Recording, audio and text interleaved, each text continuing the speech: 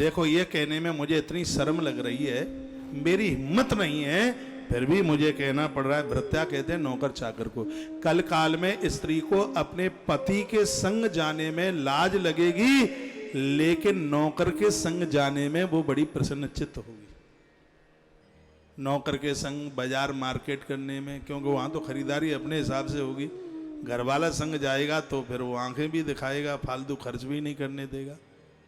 तो वहां क्या कमाल है। वेद व्यास जी, मैं तो कितने बार तुम्हें प्रणाम करूं, हैं तुमने उस युग में और आज की सिगरी बातें लिख दी। का पति के संग जाने में लाज लगेगी, शर्म लगेगी। कलयुग की स्त्रियों को नौकरों के संग चलने में कोई शर्म नहीं लगेगी, कोई लज्जा नहीं लगेगी। विधाता ब्रह्मा की आंख में आंसू आ गए, रो पड़े और कहे वायुदेव, भरे कलयुग में ऐसा कोई दोष नहीं होगा जो आंखों से प्रत्यक्ष रूप से दिखाई न दे। अब ये संतान तो सब मेरी है, इसलिए मुझे कष्ट हो रहा है। विधाता ब्रह्मा कहते हैं असली न्यूनतांशैव स्त्रियो मध्यामिष प्रिया आमिष प्रिया मध्य। कलयुग में स्त्रियां भी मदरा की भोगी होंगी, वो भी शराब पिएंगी। वर्णन है मध्या आमिष प्रिया स्त्री। कलयुग में स्त्री को मांस और शराब दोनों अति प्रिय होगी। और युगों में नारी शराब नहीं पीती थी, और युगों में नारी कभी भी मांस नहीं खाती थी। लेकिन ये कलयुग में कोई बहुत बड़ी बात नहीं है। असली न्यूनतांशैव, कलयुग में स्त्रियां अश्लील नृत्य करेंगी। ग्रंथ में लिखा है कि भले परिवार की नारियां उनके उदर को कोई न देख पावे, लेकिन कलयुग में तो जब तक उदर न दिखे तब तक उनकी पोशाक ही नहीं मानी जाएगी कि उसने अच्छे कपड़े पहने हैं। कपड़े तो तब ही बढ़िया माने जाएंगे तब उनका उदरा दिखे, पेट दिखे, उदर दिखे। जब तक उदर न दिखे तब तक तो उसका लहंगा फरिया 2 पैसे का भी नहीं है। ग्रंथ में लिखा है अश्लीलो अन्यः नृत्यः, कलयुग में नारी अश्लील नृत्य करेगी। भला आदमी तो अपनी आंखें फोड़ ले, फिर क्या करे। 2006 में मैं प्रदेश की धरती पर था, दिल्ली से भैया वीरेंद्र अग्रवाल जी संग में थे। मैंने 1,000 बार बड़ाई करी होगी अपने भारत की वहां बोल बोल के। पहली बार गया था मैं प्रदेश, 1,000 बार मैंने जयकारे लगाए होंगे, 1,000 बार। जैसे रामकृष्ण का नाम लेते हैं, मैंने इतनी बड़ाई अपनी भारतीय माताओं की बहनों की करी वहां पे।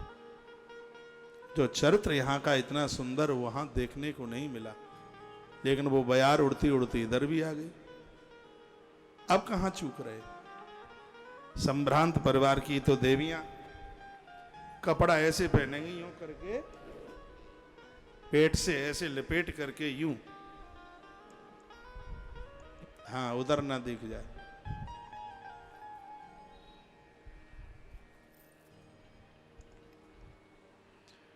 और कुलक्ष्मी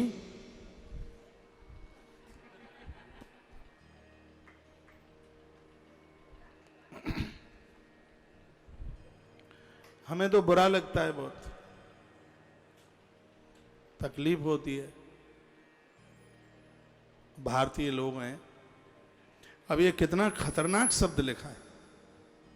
अब मेरा बस नहीं है कि इसको मैं काट दूं पेन से, काट भी दूंगा तो होगा क्या। एक दिन कथा में लिखा है कि लिखा हुआ काटा नहीं जाता। अश्लीलो नित्याशय स्त्रियो मध्यामिष प्रिय। कलयुग में स्त्री अश्लील नृत्य, वो पहले के नृत्य जो विवाह होता था, पहले माताएं नाचती थी, वो नृत्य ही कुछ अद्भुत होते थे। हमारी अम्मा नाचती थी बहुत ज्यादा, ऐसे पल्लू होता था। आज नाच पल्लू में थोड़े होते हैं, कंधा पे होते हैं, कंधे पे। ग्रंथ में लिखा है कि नारी पूजा करे तो पाम की उंगली तक उसका शरीर ढका हुआ होना चाहिए। देखिए, मेरा बुरा ना मानिए, ये बात मैं अपनी बहन को बोल रहा हूँ, ये बात मैं अपनी माँ को बोल रहा हूँ, ये बात मैं अपनी दादी को बोल रहा हूँ। ये बात तो मेरा बुरा तो किसी को लगना नहीं चाहिए। मैं ये बात अपनी बहन को भी बोल रहा हूँ, ये बात मुझे जन्म देने वाली मैं अपनी माँ को भी बोल रहा हूँ। किसी एक नारी के लिए नहीं है, ये बात सब के लिए है। और ब्रह्मांड पुराण जैसा अद्भुत यह ग्रंथ बोल रहा है कि कलयुग का दुर्भाग्य होगा, नारी असली नृत्य करेगी। इसलिए उसकी कोख से ये भी तो लिखा है, निशाचर पैदा होंगे, समाज को खत्म करने वाले पैदा होंगे। क्योंकि बच्चों का तो जीवन माता पिता से स्थिर है। रावण की माँ में बहुत कमियां थी, केससी था उसकी माँ का नाम, जिसके पास चरित्र नाम की चीज नहीं थी। महात्मा विश्वश्रवा यज्ञ के लिए जा रहा था और वो जबरदस्ती से पकड़ रही थी बाबा को। साधु ने श्राप दे दिया, कहा तू दे श्राप, में मुझे कोई फर्क नहीं पड़ता, लेकिन तुम मुझसे यज्ञ नहीं करेगा। और उसके परिणाम यह निकले कि राक्षस पैदा हो गया।